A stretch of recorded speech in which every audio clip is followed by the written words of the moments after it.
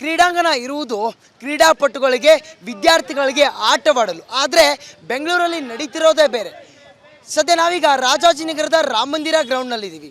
ತಾವು ದೃಶ್ಯಗಳಲ್ಲಿ ಕೂಡ ನೋಡ್ತಾ ಇರ್ಬೋದು, ಈಗಾಗಲೇ ಹೋರಾಟಗಳನ್ನ ಮಾಡ್ತಾ ಇದ್ದಾರೆ. ಕಾರಣ ಇಷ್ಟೇ, ಒಂದು ತಿಂಗಳಲ್ಲಿ ಸುಮಾರು 20 ದಿನಗಳಲ್ಲಿ ಇಲ್ಲಿ ಕೇವಲ ಕಾರ್ಯಕ್ರಮಗಳು ಮಾತ್ರ ನಡೆಯುತ್ತೆ. ಅಂದರೆ ಈ ಕಾರ್ಯಕ್ರಮಗಳಿಗಾಗಿ GBA ಪರ್ಮಿಷನ್ನ ಕೊಡ್ತಾ ಇದೆ. ಅದರಲ್ಲೂ ಕೂಡ ಪ್ರಮುಖವಾಗಿ ಕ್ರೀಡಾಂಗಣ ಆಟವಾಡಲು ಇದ್ದರೆ, ಆದರೆ ಅವರು ಅದನ್ನು ಬಳಕೆ ಮಾಡ್ಕೊಳ್ತಾ ಇರೋವಂಥದ್ದು 20 ದಿನಗಳ ಕಾಲ ಕೇವಲ ಕಾರ್ಯಕ್ರಮಗಳು. ಅಂದರೆ ಮನೋರಂಜನೆ ಕಾರ್ಯಕ್ರಮ ಇರ್ಬೋದು ಅಥವಾ ಪೊಲಿಟಿಕಲ್ ಕಾರ್ಯಕ್ರಮ ಇರ್ಬೋದು, ಇತರೆ ಕಾರ್ಯಕ್ರಮಗಳಿಗಾಗಿ ಕ್ರೀಡಾಂಗಣ ಬಳಸ್ಕೊಳ್ತಾ ಇದ್ದಾರೆ. ಮುಖ್ಯವಾಗಿ ಇಲ್ಲಿ ಮೇಜರ್ ಮಿಸ್ಟೇಕ್ ಆಗ್ತಾ ಇರೋದು ಏನು ಗೊತ್ತಾ, ಕಾರ್ಯಕ್ರಮ ಮಾಡಿದ ಮೇಲೆ ಅಲ್ಲಿರುವಂಥ ಎಲ್ಲ ಮಟೀರಿಯಲ್ಸ್ನ ಸರಿಯಾಗಿ ಕ್ಲೀನಿಂಗ್ನ ಮಾಡ್ತಾ ಇಲ್ಲ. ಮೊಳೆಗಳನ್ನ ಬಿಟ್ಟು ಗ್ರೌಂಡ್ನಲ್ಲಿ ಹಾಗೆ ತೆರಳ್ತಾ ಇರುವಂಥದ್ದು, ಅದನ್ನು ಕ್ಲೀನಿಂಗ್ ಮಾಡ್ತಾ ಇಲ್ಲ. ಜೊತೆಗೆ ಮಟೀರಿಯಲ್ಸ್ಗಳನ್ನ ಅಲ್ಲಲ್ಲೇ ಬಿಟ್ಟು ಹೋಗ್ತಾ ಇರುವಂಥದ್ದು. ಇದರಿಂದ ಸ್ಥಳೀಯರಿಗೆ ತುಂಬ ಸಮಸ್ಯೆ ಆಗ್ತಾಯಿದೆ, ಕ್ರೀಡಾಪಟುಗಳಿಗೂ ಕೂಡ ತುಂಬ ಸಮಸ್ಯೆ ಆಗ್ತಾಯಿದೆ. ಸದ್ಯ ಈಗಾಗಲೇ ಅದನ್ನು ಅಂದರೆ ರಾಮ ಮಂದಿರ ಗ್ರೌಂಡ್ನ ಗೇಟ್ನ ಕ್ಲೋಸ್ ಮಾಡಿ ಹೋರಾಟವನ್ನು ಕೂಡ ಮಾಡ್ತಾ ಇದ್ದಾರೆ. ಅವ್ರನ್ನ ಕೂಡ ಮಾತಾಡಿಸ್ತೀನಿ, ಆ ಮುಖಾಂತರವಾಗಿ ಅವ್ರನ್ನ ಕೇಳುವಂಥ ಪ್ರಯತ್ನ ಕೂಡ ಮಾಡೋಣ. ಇಲ್ಲಿ ಎಷ್ಟು ದಿನದಿಂದ ಈ ರೀತಿಯಾದಂಥ ಸಮಸ್ಯೆ ಆಗ್ತಾ ಇದೆ, ಜೊತೆಗೆ ತಿಂಗಳಿಗೆ 20 ದಿನ ಇಲ್ಲಿ ಕಾರ್ಯಕ್ರಮವನ್ನೇ ಮಾಡಿದ್ರೆ ಕ್ರೀಡಾಪಟುಗಳು ಹೋಗಬೇಕಾಗಿರೋದು ಎಲ್ಲಿ, ಜೊತೆಗೆ ವಿದ್ಯಾರ್ಥಿಗಳು ಯುವಕರು ಆಟವನ್ನು ಎಲ್ಲ ಆಡಬೇಕು, ಇದೆಲ್ಲವೂ ಕೂಡ ಪ್ರಶ್ನೆ ಆಗ್ತಾ ಇರುವಂಥದ್ದು. ಮುಖ್ಯವಾಗಿ ಇಲ್ಲೊಂದು ಭ್ರಷ್ಟಾಚಾರ ಆಗ್ತಾ ಇದೆ. ಅದೇನು ಹಾಗಾದರೆ, ಯಾಕಾಗಿ ಇವರು ಹೋರಾಟ ಮಾಡ್ತಿದ್ರೆ ಅವ್ರನ್ನೇ ಕೇಳೋಣ. ಸರ್, ಒಂದು ತಿಂಗಳಲ್ಲಿ 20 ದಿನ ಕೇವಲ ಕಾರ್ಯಕ್ರಮ ಮಾತ್ರ ನಡೆಯುತ್ತೆ ಅನ್ನುವಂಥ ಆರೋಪ ಸ್ಥಳೀಯರದಿದೆ. ಜೊತೆಗೆ ಕ್ರೀಡಾಪಟುಗಳೆಲ್ಲರೂ ಮಾಡ್ತಾ ಇದ್ದಾರೆ. ನೀವು ಕೂಡ ಇಲ್ಲಿನ ಸ್ಥಳೀಯರು, ಏನು ಹೇಳ್ತೀರಿ ಈ ಬಗ್ಗೆ? ಸರ್, ಇವತ್ತು ನಾವು ರಾಜಾಜಿನಗರ ಕ್ಷೇತ್ರದಲ್ಲಿ ನೀವು ಎಷ್ಟು ಗ್ರೌಂಡ್ಗಳು ಅಂತ ಇದೆ ಅಂತ ನೀವು ಹೋಗಿ ಹುಡುಕಿದ್ರೆ ನಿಮಗೆ ಸಿಗೋದು ರಾಮಂದ್ರ ಗ್ರೌಂಡ್ ಒಂದೇ, ಇಲ್ಲ KLE ಗ್ರೌಂಡು. ಆ KLE ಗ್ರೌಂಡಲ್ಲಿ ಆ ಶಾಲೆಯವರು ಆ ಕಾಲೇಜ್ ಮಕ್ಕಳು ಆಡ್ತಾ ಇರ್ತಾರೆ. ನಮಗಿರೋದು ಇದು ಒಂದೇ ಗ್ರೌಂಡು, ಕ್ರೀಡಾಂಗಣ ಆಡೋದಕ್ಕೆ, ಕ್ರಿಕೆಟ್ ಆಡೋದಕ್ಕೆ ಎಲ್ಲ. ಇವತ್ತು ನೀವು ಸ್ಪೋರ್ಟ್ಸ್ನ ಬೆಳೆಸಿ ಅಂತ ಹೇಳ್ತೀರಾ ಸರ್ಕಾರದವರು, ಆದರೆ ಕ್ರೀಡಾಪಟುಗಳನ್ನ ಬೆಳೆಸೋದಕ್ಕೆ ನೀವು ಕ್ರೀಡಾಂಗಣದಲ್ಲಿ ಬರೀ ಕಮರ್ಷಿಯಲ್ ಆಕ್ಟಿವಿಟಿಗೆ ನೀವು ಕೊಡ್ತಾ ಇದ್ರೆ ನೀವು ಬರೀ ಲಾಭ ಮಾಡೋದಕ್ಕೆ ಇದ್ದೀರಾ. ಕ್ರೀಡಾಪಟುಗಳಿಗೆ ಎಲ್ಲ ಹೋಗ್ಬೇಕು ಅಂದರೆ ಪರ್ಮಿಷನ್ಗೆ ಎಷ್ಟು ದುಡ್ಡು ತಗೋತಾರ?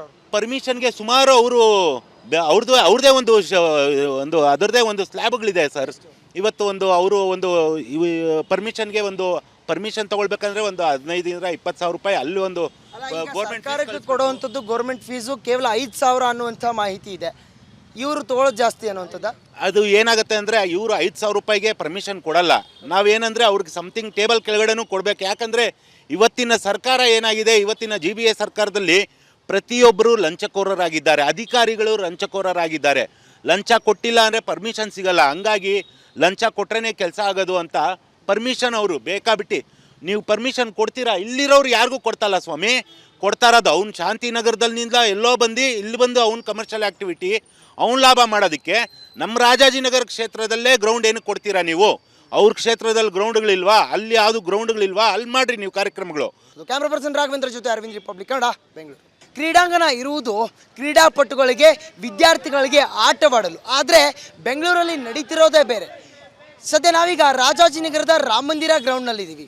ತಾವು ದೃಶ್ಯಗಳಲ್ಲಿ ಕೂಡ ನೋಡ್ತಾ ಇರ್ಬೋದು, ಈಗಾಗಲೇ ಹೋರಾಟಗಳನ್ನ ಮಾಡ್ತಾ ಇದ್ದಾರೆ. ಕಾರಣ ಇಷ್ಟೇ, ಒಂದು ತಿಂಗಳಲ್ಲಿ ಸುಮಾರು 20 ದಿನಗಳಲ್ಲಿ ಇಲ್ಲಿ ಕೇವಲ ಕಾರ್ಯಕ್ರಮಗಳು ಮಾತ್ರ ನಡೆಯುತ್ತೆ. ಅಂದರೆ ಈ ಕಾರ್ಯಕ್ರಮಗಳಿಗಾಗಿ GBA ಪರ್ಮಿಷನ್ನ ಕೊಡ್ತಾ ಇದೆ. ಅದರಲ್ಲೂ ಕೂಡ ಪ್ರಮುಖವಾಗಿ ಕ್ರೀಡಾಂಗಣ ಆಟವಾಡಲು ಇದ್ದರೆ, ಆದರೆ ಅವರು ಅದನ್ನು ಬಳಕೆ ಮಾಡ್ಕೊಳ್ತಾ ಇರೋವಂಥದ್ದು 20 ದಿನಗಳ ಕಾಲ ಕೇವಲ ಕಾರ್ಯಕ್ರಮಗಳು. ಅಂದರೆ ಮನೋರಂಜನೆ ಕಾರ್ಯಕ್ರಮ ಇರ್ಬೋದು ಅಥವಾ ಪೊಲಿಟಿಕಲ್ ಕಾರ್ಯಕ್ರಮ ಇರ್ಬೋದು, ಇತರೆ ಕಾರ್ಯಕ್ರಮಗಳಿಗಾಗಿ ಕ್ರೀಡಾಂಗಣ ಬಳಸ್ಕೊಳ್ತಾ ಇದ್ದಾರೆ.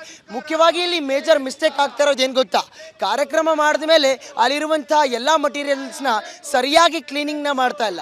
ಮೊಳೆಗಳನ್ನ ಬಿಟ್ಟು ಗ್ರೌಂಡ್ನಲ್ಲಿ ಹಾಗೆ ತೆರಳ್ತಾ ಇರುವಂಥದ್ದು, ಅದನ್ನು ಕ್ಲೀನಿಂಗ್ ಮಾಡ್ತಾ ಇಲ್ಲ. ಜೊತೆಗೆ ಮಟೀರಿಯಲ್ಸ್ಗಳನ್ನ ಅಲ್ಲಲ್ಲೇ ಬಿಟ್ಟು ಹೋಗ್ತಾ ಇರುವಂಥದ್ದು. ಇದರಿಂದ ಸ್ಥಳೀಯರಿಗೆ ತುಂಬ ಸಮಸ್ಯೆ ಆಗ್ತಾಯಿದೆ, ಕ್ರೀಡಾಪಟುಗಳಿಗೂ ಕೂಡ ತುಂಬ ಸಮಸ್ಯೆ ಆಗ್ತಾಯಿದೆ. ಸದ್ಯ ಈಗಾಗಲೇ ಅದನ್ನು ಅಂದರೆ ರಾಮ ಮಂದಿರ ಗ್ರೌಂಡ್ನ ಗೇಟ್ನ ಕ್ಲೋಸ್ ಮಾಡಿ ಹೋರಾಟವನ್ನು ಕೂಡ ಮಾಡ್ತಾ ಇದ್ದಾರೆ. ಅವ್ರನ್ನ ಕೂಡ ಮಾತಾಡಿಸ್ತೀನಿ, ಆ ಮುಖಾಂತರವಾಗಿ ಅವ್ರನ್ನ ಕೇಳುವಂಥ ಪ್ರಯತ್ನ ಕೂಡ ಮಾಡೋಣ.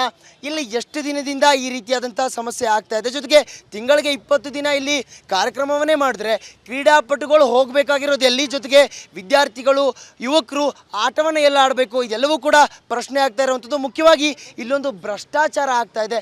ಅದೇನು ಹಾಗಾದರೆ, ಯಾಕಾಗಿ ಇವರು ಹೋರಾಟ ಮಾಡ್ತಿದ್ರೆ ಅವ್ರನ್ನೇ ಕೇಳೋಣ. ಸರ್, ಒಂದು ತಿಂಗಳಲ್ಲಿ 20 ದಿನ ಕೇವಲ ಕಾರ್ಯಕ್ರಮ ಮಾತ್ರ ನಡೆಯುತ್ತೆ ಅನ್ನುವಂಥ ಆರೋಪ ಸ್ಥಳೀಯರದಿದೆ. ಜೊತೆಗೆ ಕ್ರೀಡಾಪಟುಗಳೆಲ್ಲರೂ ಮಾಡ್ತಾ ಇದ್ದಾರೆ. ನೀವು ಕೂಡ ಇಲ್ಲಿನ ಸ್ಥಳೀಯರು, ಏನು ಹೇಳ್ತೀರಿ ಈ ಬಗ್ಗೆ?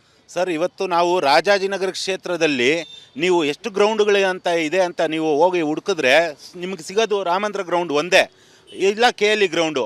ಆ KLE ಗ್ರೌಂಡಲ್ಲಿ ಆ ಶಾಲೆಯವರು ಆ ಕಾಲೇಜ್ ಮಕ್ಕಳು ಆಡ್ತಾ ಇರ್ತಾರೆ. ನಮಗಿರೋದು ಇದು ಒಂದೇ ಗ್ರೌಂಡು, ಕ್ರೀಡಾಂಗಣ ಆಡೋದಕ್ಕೆ, ಕ್ರಿಕೆಟ್ ಆಡೋದಕ್ಕೆ ಎಲ್ಲ.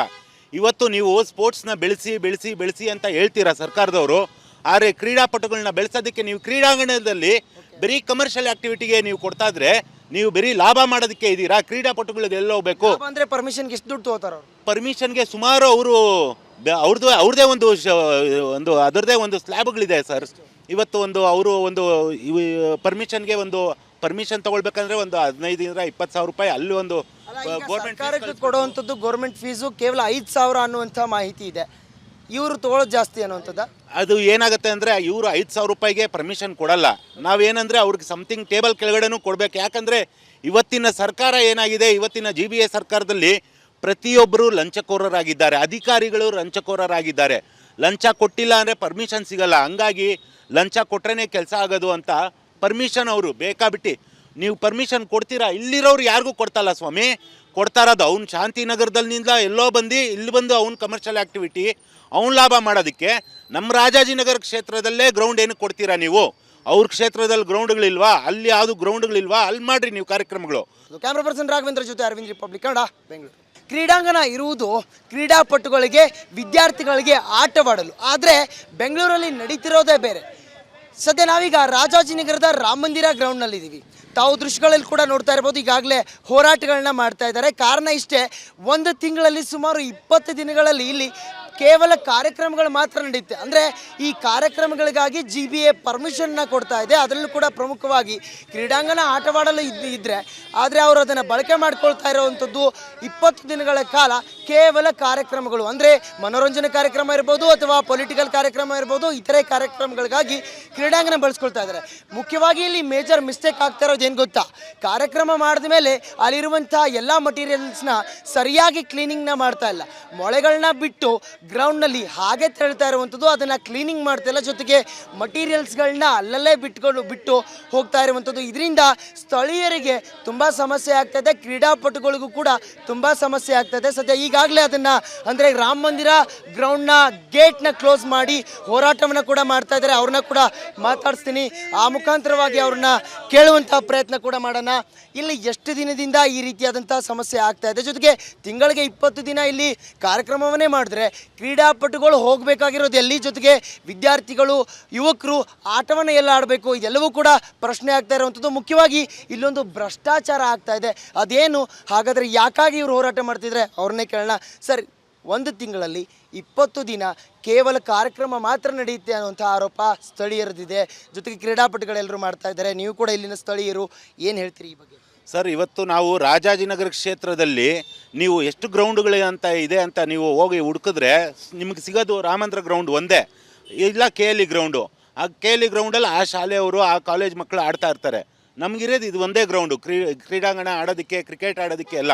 ಇವತ್ತು ನೀವು ಸ್ಪೋರ್ಟ್ಸ್ನ ಬೆಳೆಸಿ ಬೆಳೆಸಿ ಬೆಳೆಸಿ ಅಂತ ಹೇಳ್ತೀರಾ ಸರ್ಕಾರದವರು, ಆದರೆ ಕ್ರೀಡಾಪಟುಗಳನ್ನ ಬೆಳೆಸೋದಕ್ಕೆ ನೀವು ಕ್ರೀಡಾಂಗಣದಲ್ಲಿ ಬರೀ ಕಮರ್ಷಿಯಲ್ ಆ್ಯಕ್ಟಿವಿಟಿಗೆ ನೀವು ಕೊಡ್ತಾ ಇದ್ರೆ ನೀವು ಬರೀ ಲಾಭ ಮಾಡೋದಕ್ಕೆ ಇದ್ದೀರಾ. ಕ್ರೀಡಾಪಟುಗಳಿಗೆ ಎಲ್ಲ ಹೋಗ್ಬೇಕು. ಅಂದರೆ ಪರ್ಮಿಷನ್ಗೆ ಎಷ್ಟು ದುಡ್ಡು ತಗೋತಾರ ಅವರು? ಪರ್ಮಿಷನ್ಗೆ ಸುಮಾರು ಅವರು ಅವ್ರದ್ದೇ ಅದರದ್ದೇ ಒಂದು ಸ್ಲ್ಯಾಬ್ಗಳಿದೆ ಸರ್. ಇವತ್ತು ಅವರು ಪರ್ಮಿಷನ್ಗೆ ಪರ್ಮಿಷನ್ ತಗೊಳ್ಬೇಕಂದ್ರೆ ಒಂದು 15,000-20,000 ರೂಪಾಯಿ ಅಲ್ಲಿ ಒಂದು ಸರ್ಕಾರಕ್ಕೆ ಕೊಡುವಂಥದ್ದು ಗೌರ್ಮೆಂಟ್ ಫೀಸು ಕೇವಲ 5,000 ಅನ್ನುವಂಥ ಮಾಹಿತಿ ಇದೆ. ಇವರು ತಗೊಳ್ಳೋದು ಜಾಸ್ತಿ ಅನ್ನುವಂಥದ್ದು. ಅದು ಏನಾಗುತ್ತೆ ಅಂದರೆ ಇವರು 5,000 ರೂಪಾಯಿಗೆ ಪರ್ಮಿಷನ್ ಕೊಡಲ್ಲ.